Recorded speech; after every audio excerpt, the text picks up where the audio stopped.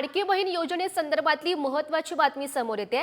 लाडकी बहीण योजनेची वेबसाईटच आता अस्तित्वात नाही का असा प्रश्न सध्या उपस्थित केला जातोय।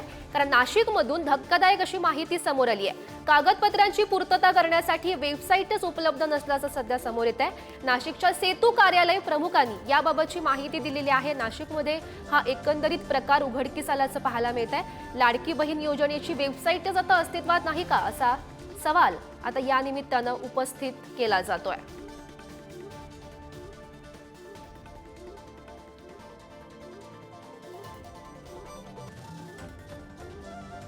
आपले सरकार जे पोर्टल आहे, जे महाराष्ट्र शासनाचं ज्या काही सर्व सेवा महाराष्ट्र सरकार आपल्याला देतं ते आपले सरकार पोर्टलवरून देतं। तर जी माझी लाडकी बहीण योजना आहे ती अंगणवाडी सेविका आहेत, महिला बाल विकास आहे आणि सेतू सुविधा केंद्र आहे, या तिघांमध्ये ते उपलब्ध करून दिलेले आहे, जी मध्ये आहे तसं। तर पण आतापर्यंत तरी आपल्या सरकार पोर्टलवर लाडकी बहीण योजनेचं कोणताही प्रकारचा ऑप्शन आलेला नाही, जेणेकरून आम्ही त्या महिलांचे फॉर्म अपलोड करू शकतो किंवा पुढे पाठवून पूर्तता करण्यासाठी पाठवू शकतो। पण असं काही होऊ शकत नाहीये, कारण की ऑप्शनच उपलब्ध नाही।